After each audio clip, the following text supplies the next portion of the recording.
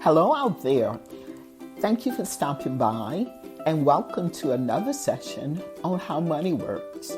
Today we're going to talk about debt. Debt comes in many forms. The one we will concentrate on today is credit card debt. Now, credit cards make up a large portion of our consumer debt. Credit cards may be a great thing to have, but the convenience of using them may cause many of us to overspend on things we want opposed to things we need. Creating the discipline to use them wisely and paying them off at the end of the 30 days billing cycle is the ideal way of managing our credit card debt. But all too often, the consumer cannot do that, especially if the purchase was an expensive one. At that point, avoiding late fees or over the limit fees should become the main objective. Making sure the minimum payment is met, but also striving to make an additional amount. I remember prior to 2009, and perhaps some of you do too, colleges and universities were allowed to issue credit cards to students without parental approval. Many of the students were under 21 years of age. In many cases, that credit card was used and maxed out quickly, and the student found themselves with insufficient funds to make the monthly payments. As a result, they incurred charges such as late fees and a higher penalty interest rate.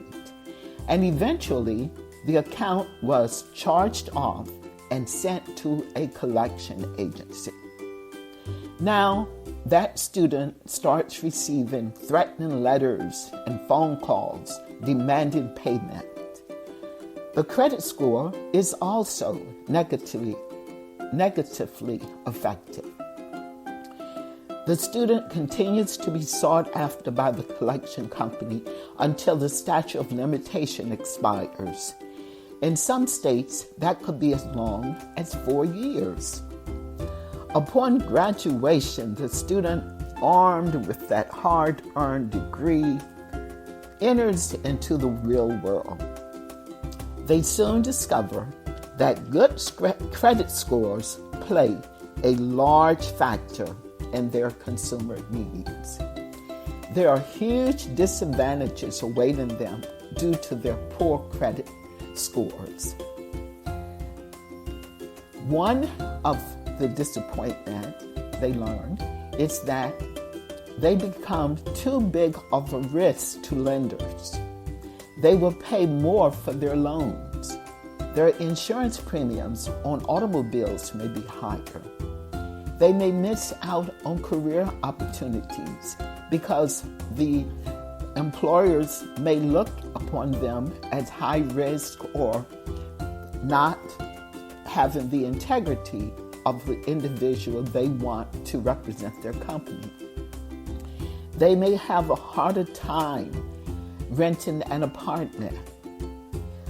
Eventually, the individual may tire of the consequences of having a bad credit score and set out to fix it. And there are ways to do so, but it takes time and a lot of discipline. If you have credit card debt and you're now paying them off, I want you to celebrate yourself.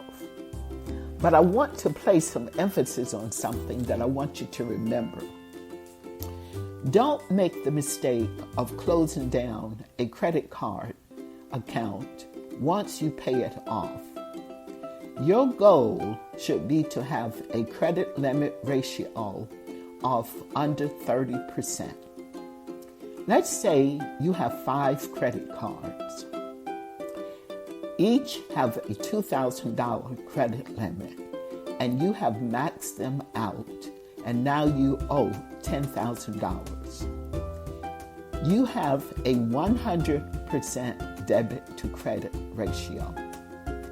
Let's say you pay off 4 cards and you close the credit card account, you still have a 100% debit to credit ratio. If you had kept the card's accounts open that you paid off, you would still have $10,000 credit limit, but only owe $2,000 of it in debt. So therefore, you would fall within the 20% credit limit ratio. And that can be a good thing for you.